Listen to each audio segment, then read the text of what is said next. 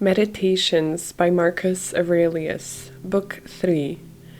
We ought to consider not only that our life is daily wasting away and a small part of it is left, but another thing also must be taken into the account, that if a man should live longer, it is quite uncertain whether the understanding will still continue sufficient for the comprehension of things, and retain the power of contemplation which strives to acquire the knowledge of the divine and the human. For if he shall begin to fall into dotage, perspiration and nutrition and imagination and appetite,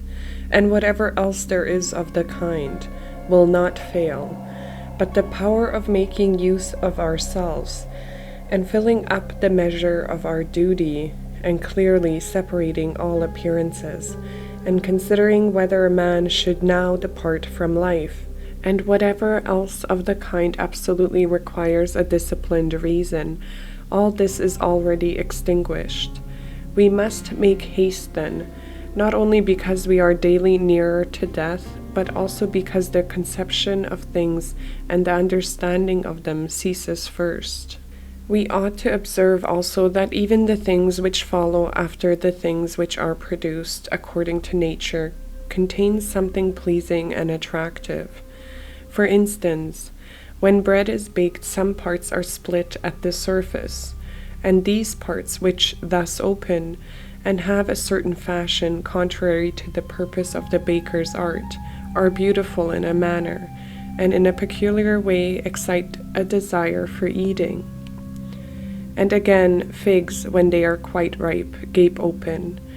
And in the ripe olives, the very circumstance of their being near to rottenness adds a peculiar beauty to the fruit.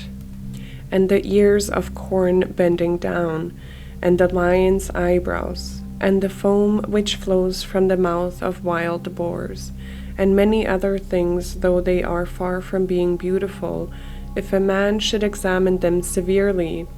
still, because they are consequent upon the things which are formed by nature, help to adorn them, and they please the mind.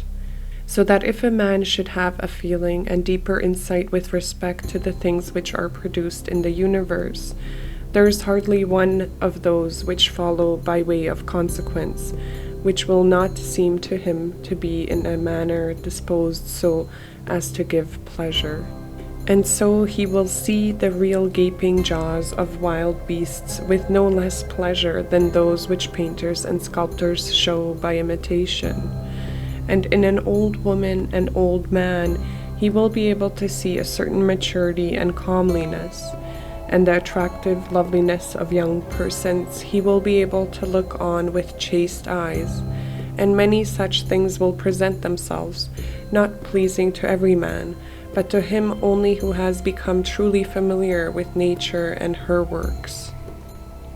Hippocrates, after curing many diseases himself, fell sick and died. The Chaldei foretold the deaths of many, and then fate caught them too. Alexander and Pompeius and Caius Caesar, after so often completely destroying whole cities, and in battle cutting to pieces many 10,000s of cavalry and infantry, themselves too at last departed from life. Heraclitus, after so many speculations on the conflagration of the universe, was filled with water internally and died smeared all over with mud.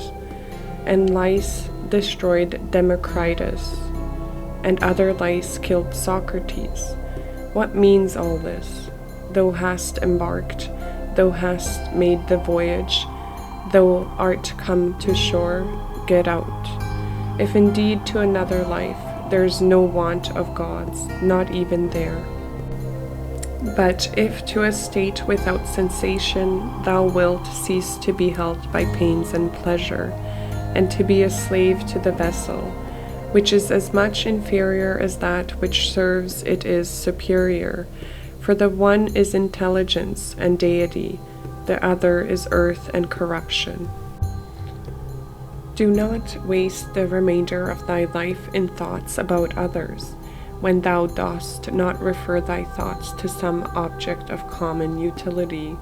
For thou losest the opportunity of doing something else when thou hast such thoughts as these. What is such a person doing, and why? And what is he saying? And what is he thinking of?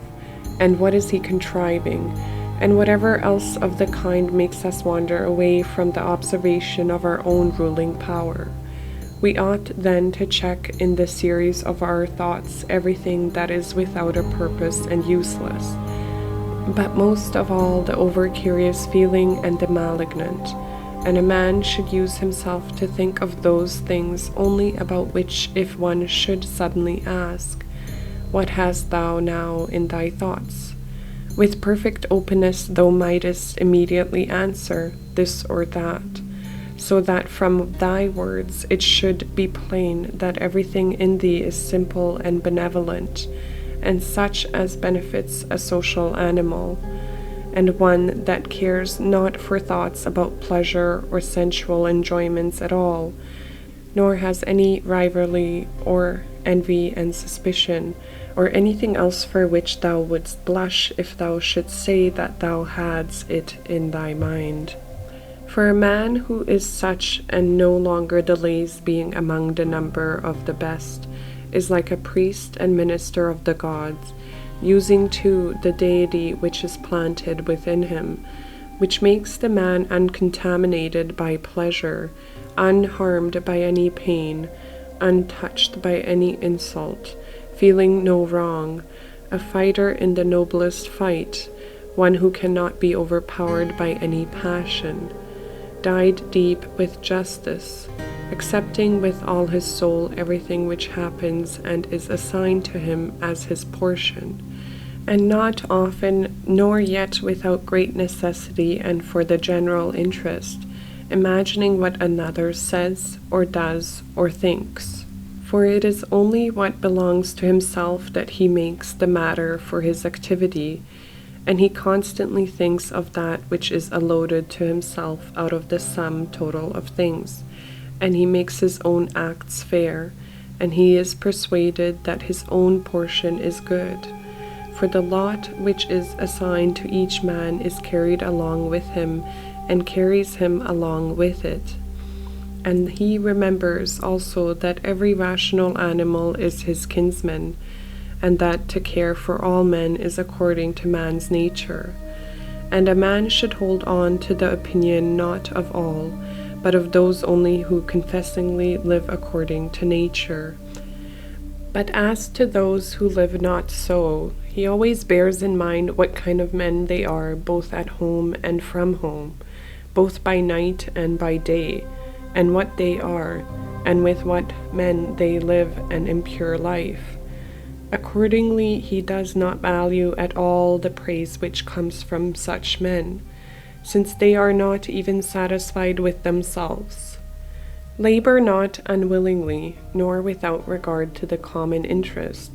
nor without due consideration, nor with distraction, nor let studied ornament set off thy thoughts, and be not either a man of many words, or busy about too many things. And further, let the deity which is in thee be the guardian of a living being, manly and of ripe age, and engaged in matter political, and a Roman, and a ruler, who has taken his post like a man waiting for the signal which summons him from life, and ready to go, having need neither of oath nor of any man's testimony. Be cheerful also, and seek not external help, nor the tranquillity which others give. A man then must stand erect, not be kept erect by others. If thou findest in human life anything better than justice, truth, temperance, fortitude, and in a word, anything better than thy own mind's self-satisfaction in the things which it enables thee to do according to right reason, and in the condition that is assigned to thee without thy own choice, if, I say, thou seest anything better than this, turn to it with all thy soul, and enjoy that which thou hast found to be the best. But if nothing appears to be better than the deity which is planted in thee, which has subjected to itself all thy appetites, and carefully examines all the impressions, and, as Socrates said, has detached itself from the persuasion of senses, and has submitted itself to the gods, and cares for mankind. If thou findest everything else smaller and less value than this, give place to nothing else. For if thou dost once diverge and incline to it, thou wilt no longer without distraction be able to give the preference to that good thing which is thy proper possession and thy own. For it is not right that anything of any other kind, such as praise from the many, or power, or enjoyment of pleasure, should come into competition with that which is rationally and politically or practically good. All these things, even though they may seem to adapt themselves to the better things in a small degree, obtain the superiority all at once, and carry us away. But do thou, I say, simply and freely choose the better, and hold to it. But that which is useful is the better. Well then, if it is useful to thee as a rational being, keep to it. But if it is only useful to thee as an animal, say so, and maintain thy judgment without arrogance. Only take care that thou makest the inquiry by a sure method. Never value anything as profitable to thyself which shall compel thee to break thy promise, to lose thy self-respect, to hate any man, to suspect, to curse, to act the hypocrite, to desire anything which needs walls and curtains. For he who has preferred to everything intelligence and daemon and the worship of its excellence, acts no tragic part, does not groan, will not need either solitude or much company, and what is chief of all, he will live without either pursuing or flying from death. For even if he must depart immediately, he will go as readily as if he were going to do anything else which can be done with decency and order, taking care of this only all through life, that his thoughts turn not away from anything which belongs to an intelligent animal and a member of a civil community. In the mind of one who is chastened and purified, thou wilt find no corrupt matter, nor impurity, nor any sore-skinned over. Nor is his life incomplete when fate overtakes him, as one may say of an actor who leaves the stage before ending and finishing the play.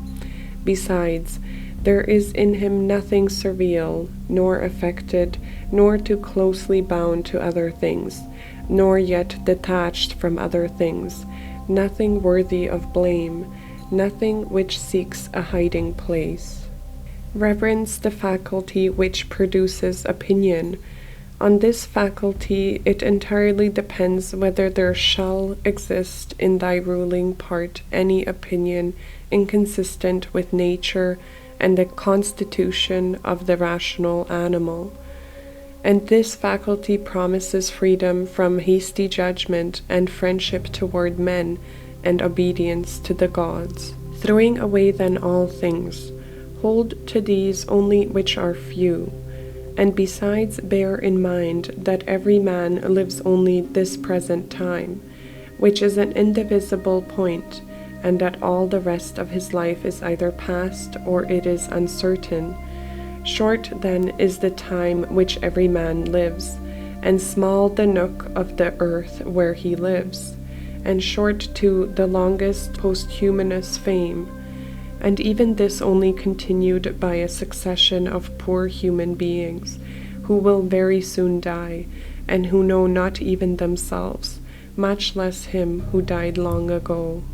To the aids which have been mentioned, let this one still be added. Make for thyself a definition or description of the thing which is presented to thee,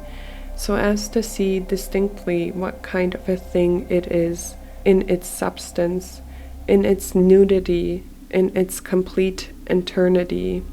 and tell thyself its proper name, and the names of the things of which it has been compounded,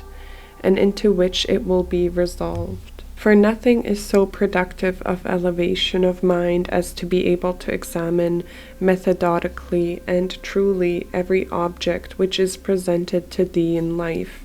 and always to look at things so as to see at the same time what kind of universe this is,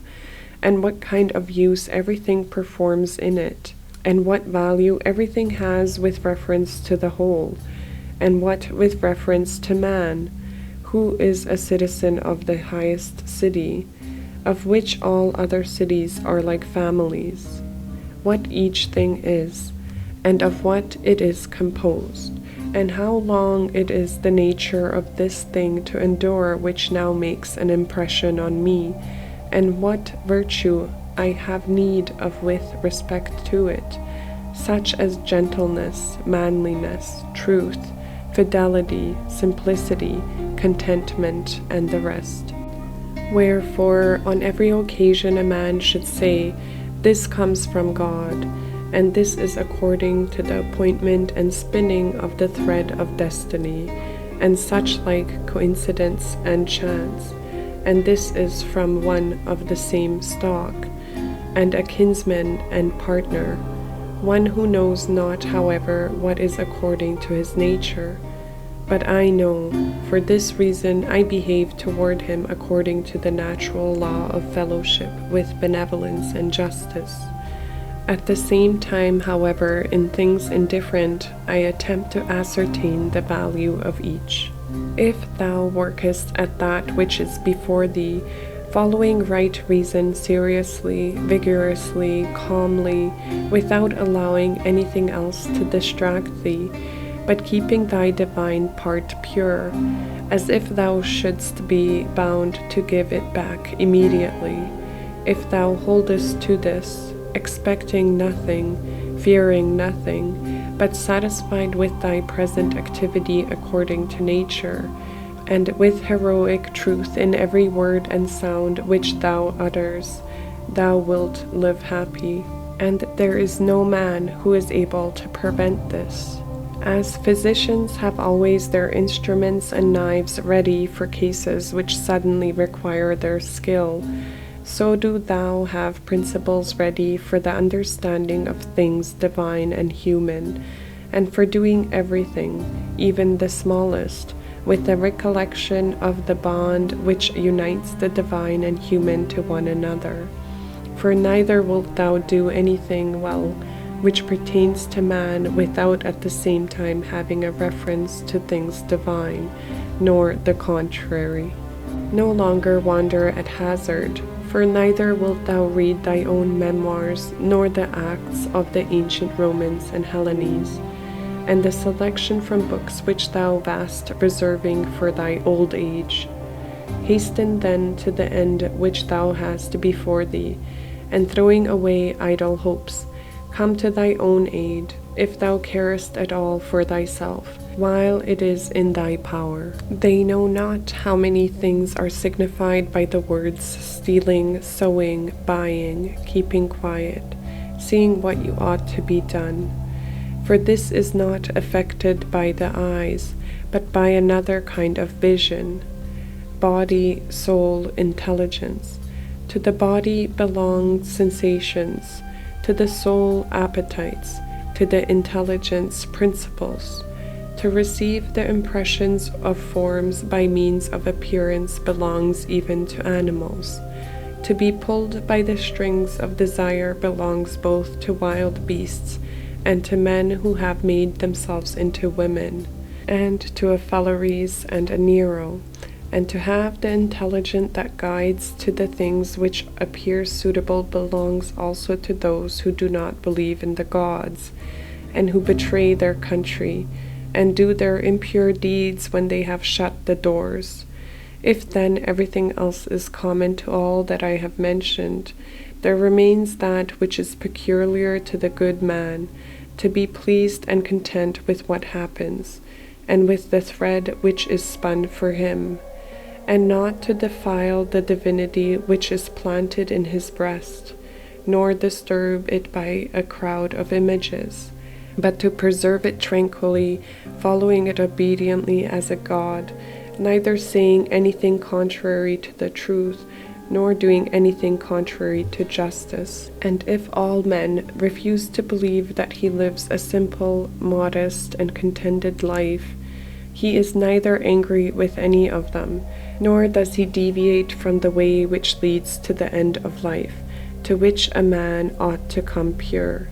tranquil, ready to depart, and without any compulsion perfectly reconciled to his lot.